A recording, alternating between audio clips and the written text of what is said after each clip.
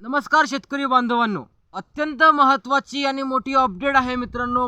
PM किसान सन्मान निधी योजनेच्या 22व्या हप्त्यासंदर्भात तुम्ही राज्यभरामध्ये एक बातमी मोठ्या प्रमाणामध्ये ऐकली असेल की पीएम किसान सन्मान निधीचा जो 22वा हप्ता आहे तो येत्या काही दिवसा म्हणजेच की 26 जानेवारी निमित्त शेतकऱ्यांच्या खात्यामध्ये हा जाहीर होणार आहे। तर मित्रांनो, या गोष्टीमध्ये किती सत्यता आहे आणि हा हप्ता खरंच आपल्या खात्यामध्ये जमा होणार आहे की काय, याच गोष्टीचे मोठ्या प्रमाणामध्ये विश्लेषण घेऊन तुमच्या समोर आलेला आहो। आणि या गोष्टीमध्ये मित्रांनो काही सत्यता सुद्धा आहे की पीएमचा हप्ता काही दिवसांमध्ये तुमच्या खात्यात जमा होणार आहे, परंतु तो कधी होणार आहे हे डिटेल अपडेट आपण आज पाहणार आहोत। तुम्ही चॅनलवर नवीन असाल तुम्ही चॅनलला सबस्क्राईब करा आणि बेल आयकॉनवरती सेट करा, कारण की अशा अपडेट तुम्हाला सर्वप्रथम आपल्या चॅनलवरती पाहायला मिळत राहतात।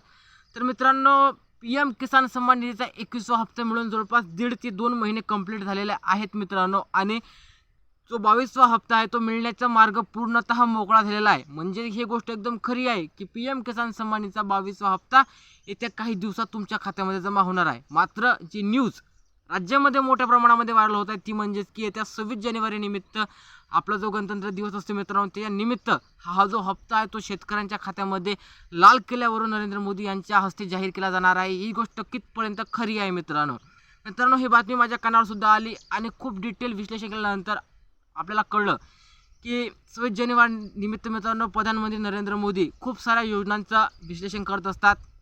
मागच्या वेळेस सुद्धा त्यांनी खूप साऱ्या नवीन योजनांचं जे जाहीरनामा केला होता, युवांसाठी योजना असतील, महिलांसाठी योजना असतील, शेतकऱ्यांसाठी योजना असतील किंवा गव्हर्नमेंट एम्प्लॉयींसाठी काही योजना असतील, या खूप साऱ्या योजनांच्या मुद्द्यावरती ते बोलत असतात। आणि मागच्या वर्षी सुद्धा 26 जानेवारी निमित्त आपल्याला एक हप्ता दिलेला होता मित्रांनो। आणि त्या अनुषंगाने जर पाहण्यात आलं तर पीएम किसान सन्मान निधीचा 22वा हप्ता 26 जानेवारी निमित्त आपल्या खात्यामध्ये जाहीर होऊ शकते मित्रांनो। याची ऑफिशियली काही अपडेट समोर आलेल्या नाहीत आहेत, परंतु लाल किल्ल्यावरून प्रधानमंत्री नरेंद्र मोदी यांचं भाषण होणार आहे आणि या भाषणानिमित्त हा हप्ता आपल्या खात्यामध्ये पाहायला मिळू शकते मित्रांनो। मी डायरेक्टली सांगत नाही की मिळणारच आहे म्हणून।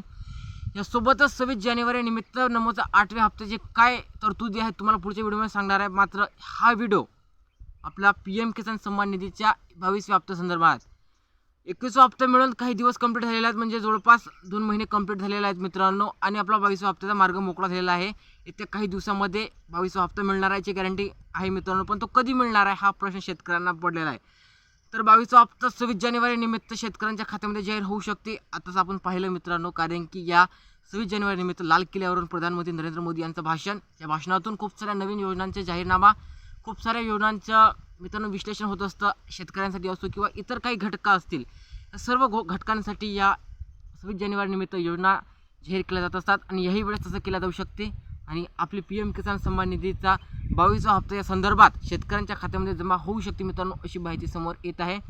काय अटी, काय पात्रता, काय निकष राहणार आहेत जेणेकरून शेतकऱ्याला हप्ता हा सुरळीत मिळाला पाहिजे, तर काहीच नाही। तुमच्याकडे फार्मर आयडी असेल तर 100% तुमच्या खात्यामध्ये जमा होणार आहे, नसेल तरी सुद्धा जमा होणार आहे। कारण की अजून काही असं ऑफिशियली अपडेट त्यांनी सांगितलं नाही आहे की फार्मर आयडी असलेल्या शेतकऱ्यांना याचा लाभ होणार आहे।